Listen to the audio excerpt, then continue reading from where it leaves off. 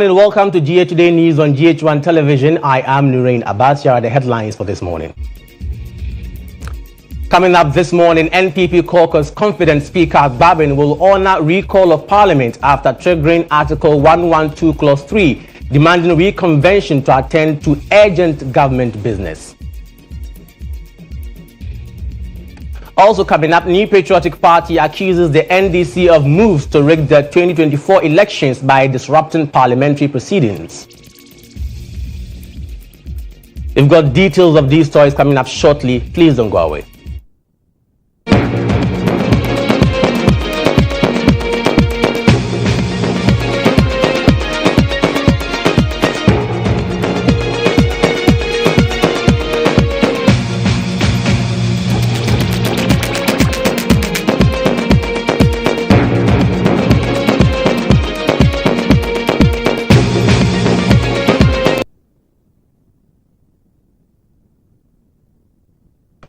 The NPP caucus in Parliament has expressed confidence that Speaker Babin will honor their request for a recall to the House despite being on an indefinite adjournment since Tuesday, following a tussle over which side of the House constitutes a majority. According to the NPP caucus, it has become necessary to recall the House in order to resume essential government business, including the passing of crucial bills. Second Majority Whip and MP for Sefi Akontumra, who sent a petition to the Speaker, told GHOne News that the onus now lies on the Speaker to act according to the law and reconvene the House.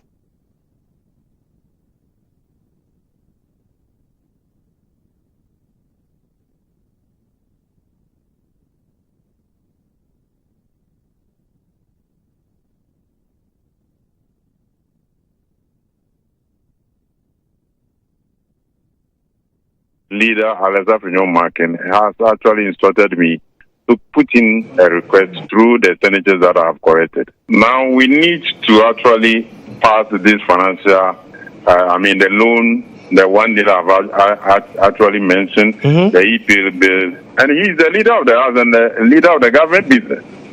So he has actually triggered this constitutional instrument by instructing me as a deputy whip to actually send a petition to Speaker. And personally, I have handed over the petition. And we are not doing anything on call for. We are using the constitutional instrument and our standing order of Parliament. So we are waiting for the Speaker to respond to our request. And at the end of the day, I think we can reconvene and pursue government.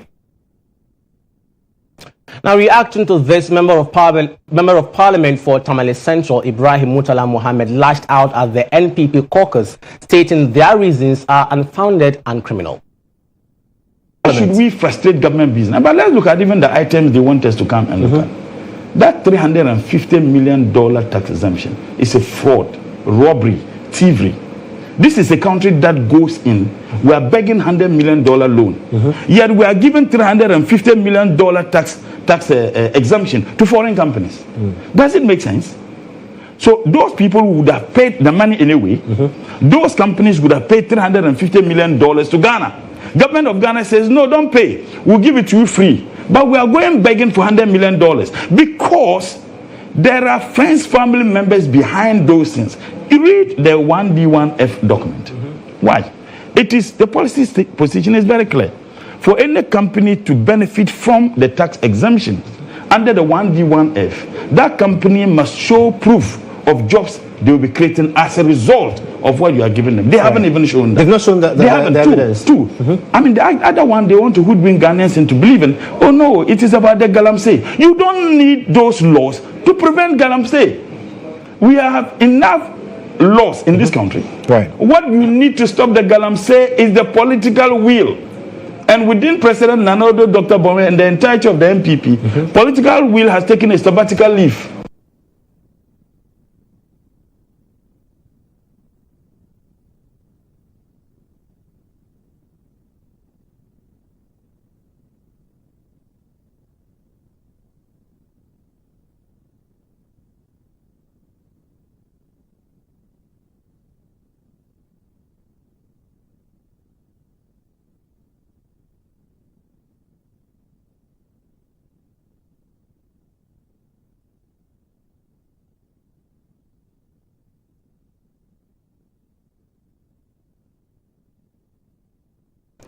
Well, if you have been keeping tabs on Ghana's 8th Parliament, you will know it's got everything, action, suspense, and more drama than your favorite telenovela. From fisticuffs to ballot snatching to ballot paper chewing to Jaboso MP Kwabena Minta Kando almost receiving a lap dance from Ablekuma West MP Esla Osu Ekofo in the chamber. And let's not forget the musical chairs of majority and minority leadership. Osaiche Mensah Bonsu and Haruna Idrisu out, replaced by Afenyo Markin and Atu Forsen. But wait, the latest plot twist, the majority turns minority saga. My colleague Jojo Kobina calls this the longest running drama series in Ghana's history, with the final episode set to end on 6th January 2025.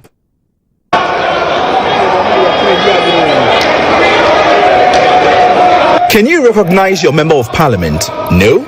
Well, before you do, let's rewind to the very beginning of the longest running political drama in town, the 8th Parliament of Ghana, a saga of twists, turns, and fistfights.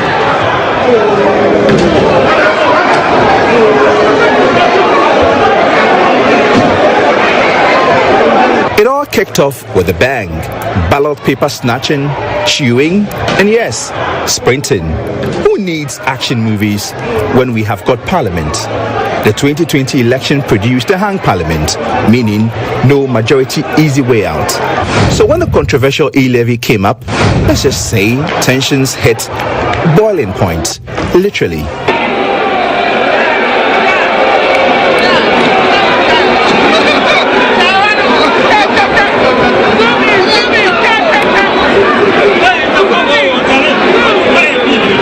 The e-levy vote saw Ahanta West MP Alexander Kojokum wheeled in by ambulance.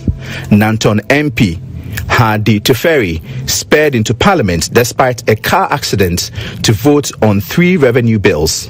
You would think he was auditioning for the Fast and Furious spin-off. Tamale South MP Haruna Idrisu raised the stakes, invoking Article 97 to throw a curveball attempting to formalize and establish the NDC as the majority. The plot thickens. I am very certain that Parliament and Ghana will go through a major constitutional test, and that constitutional test is that the NDC minority must become the majority from Wednesday next week. Former Speaker Michael Quay had set a precedent. Speaker Alban Bagbin followed suit, declaring the seats of some MPs vacant for switching political tickets. How does an MP operate both as an elected independent MP and at the same time an MPP MP if he should win the election? This lacuna of a ridiculous situation is not what is anticipated under the 1992 Constitution. In the circumstances, Parliament it is determined that the conduct of Honorable Andrew Amoako Esiama amounts to vacating his seat in Parliament. These MPs cannot be allowed by law and my good self to continue to pretend to be representing people that they don't believe in. But hold on, the majority wasn't going down without a fight. The matter that came before us has interpretation reliefs, and that you do not have the power to interpret the Constitution, and that your duty is to enforce. Mr. Speaker, Honorable member, you are not listening to me. Mr. Speaker, may I finish with respect? All what you said are wrong, so Mr. I Speaker, cannot continue to allow you to keep on misleading the House. They rushed the Supreme Court to stay Bagwin's decision. And if you thought MPs couldn't be punctual, you would be wrong. On October 22nd, many MPs got up early, showing up as early as 6 a.m. just to grab the coveted majority spot in the chamber. I don't want to glorify that kind of allegation. I came here as part of my duties. It's not only these days or today that I come to work early. Every time I come to work early. First on the scene, in Sawam Adoajiri MP, Frank Anodompre. But Adaklu MP, Kwame Agboja, wasn't having any of that. Why is Anodompre already sitting in there? When we were told that the room opens at 8 o'clock. He's already sitting in there. So they are the ones who are going to cause the fight. Both sides fought for control at the chamber like it was the last jollof at a party. In this showdown, the NPP eventually walked out, leaving the NDC to celebrate in style.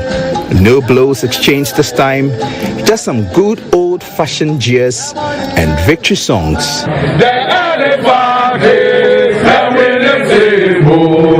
We are going to sing and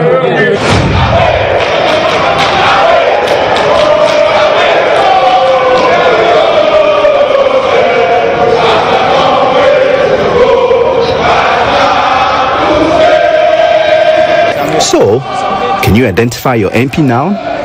If not, just tune in to the next episode. Who knows what drama awaits Ghana's political theatre? GHOne, GHOne News.